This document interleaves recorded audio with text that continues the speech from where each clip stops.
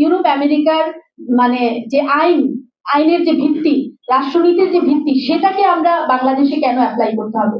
আমরা যে রীতিনীতি পদ্ধতিটা দ্বারা, যে সিস্টেমটা দ্বারা পরিচালিত হব, সেটা অ্যাপ্লাই করার আগে কেন আমরা আমাদের দেশের ভৌগোলিক, সাংস্কৃতিক এবং মানুষের মনস্তাত্ত্বিক অবস্থা বিবেচনা করছি না? আমরা যদি আবহমান কাল থেকে দেখে আসি, আমাদের বাংলাদেশের বা এই ভারত উপমহাদেশের মানুষের মধ্যে মানে স্রষ্টার হুকুম পালনের ব্যাপারে তাদের মধ্যে একটা প্রবণতা কাজ করে। তারা স্রষ্টার দ্বারা শাসিত হতে চায়, এটা কিন্তু আমরা দেখে এসেছি।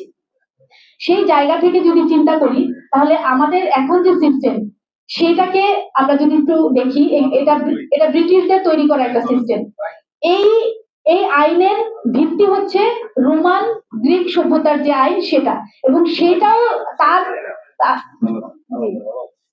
এই আইনটা তারও পূর্বের বেবিলনীয় সভ্যতার, যেই আইনের উৎস হচ্ছে হাম্মুরাবি ল, সেইটা থেকে কিন্তু এই আইনটা এসেছে। অর্থাৎ প্রায় 4000 4500 বছর পূর্বের একটা সিস্টেম, একটা মানে আইনের উৎস থেকে নেওয়া একটা আইন দিয়ে আমরা আমাদেরকে পরিচালনা করছি। আমার আজকে প্রস্তাবনা হচ্ছে এই প্রোগ্রামে যে আমাদের দেশ নিয়ে যেহেতু আমরা ভাবছি, আমরা যেহেতু এটা কিন্তু অলরেডি প্রুভড যে এই ব্রিটিশদের দেয়া এই সিস্টেম দিয়ে আমরা শান্তি পাচ্ছি না।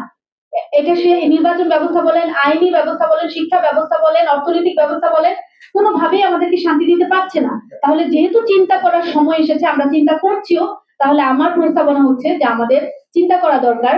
যে প্রস্তাব হচ্ছে 1400 বছর আগে আল্লাহ রাসূল যে সিস্টেমটা দেখিয়ে গিয়েছিলেন, যেটার ভিত্তি হচ্ছে আল্লাহর হুকুম, যে আইনের, যে ব্যবস্থার, যে রাষ্ট্র ব্যবস্থার মূল ভিত্তিটা হবে আল্লাহর হুকুম, আল্লাহর নির্দেশ, সেইটাকে ভিত্তি করে আমরা একটা সিস্টেম দাঁড় করাতে পারি। যে এটা তো 1500 বছর পুরনো একটা সিস্টেম, আমরা কেন পিছনের দিকে যাব?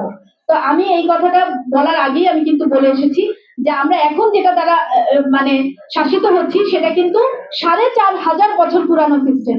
তা আমরা তো বরঞ্চ তার চেয়ে মানে অনেক কম সময়ের আগের কথা বলছি। এবং সমস্ত ইতিহাসবিদ, মুসলিম ইতিহাসবিদ এবং খ্রিস্টান ইতিহাসবিদ, অর্থাৎ সমস্ত ইতিহাসবিদ একমত যে রাসূল সাল্লাল্লাহু আলাইহি ওয়াসাল্লাম যে সিস্টেমটা স্টাবলিশ করে দিয়ে গিয়েছিলেন। আমার কথা হচ্ছে যে আমরা যদি আবারও সেই আল্লাহর দ্বারা নির্দেশিত, রাসূল সাল্লাল্লাহু আলাইহি ওয়াসাল্লাম থেকে অনুসৃত রীতিনীতি পদ্ধতি দ্বারা একটা সমাজ গঠন করে রাষ্ট্রের সমস্ত অঙ্গনে মানুষের ন্যায়, শান্তি, সুবিচার, সমতা প্রতিষ্ঠা করি, তাহলে আবার আমরা সেই কাঙ্ক্ষিত শান্তি ফিরে পাবো। এবং অনেকে প্রশ্ন করে থাকেন যে সেখানে অন্যান্য ধর্মের লোকদের কি অবস্থা হবে। এই প্রস্তাবনাটি যদি আপনারা গ্রহণ করে নেন, বিবেচনায় আনেন এবং এর কার্যকারিতা কতটুকু, সম্ভাব্যতা কতটুকু বিবেচনায় আনেন, আমার মনে হয় আমরা উপকৃত হব।